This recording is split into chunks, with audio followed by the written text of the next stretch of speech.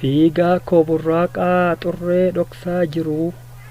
mul'ata goote haqaa tokkummaan ol nu baaftan jedheen siif aadee siif harqa daawwitii koo gaarii si keessan of arga ati naaf gaaddisa caayaa koo isa gaarii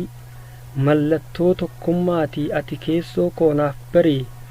aabaa'oo gamtoomee dhugaan jirtu barii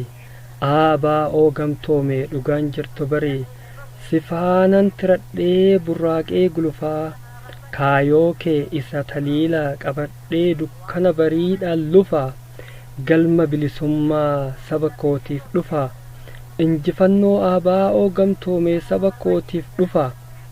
qajeelchaa daandii rakkoo qindeessaa fuunduree koo tokkummaaf naaf tahii irkoo jireenya koo hawwii mul'ata dhugaa koo aabaa'oo gamtoomee isa taliila koo aabaa'oo gamtoomee kaayoon ganamaa koo jaal abdataa shuukkee kaayoo dhugaarratti itti cite harka jaallan hedduun lafeen itti cabxee dhiigni lola'ee sabaaf taatan aarsaa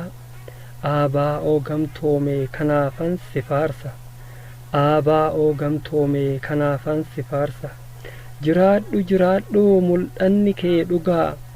daandii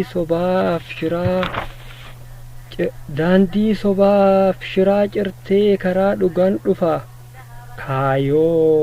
kaayoo aabaa'oo gamtoomee kan ganamaa daandii dhugaan dhufa obsaniis eegan ummanni Oromoo cufa aabaa'oo gamtoomee karaan isa dhugaa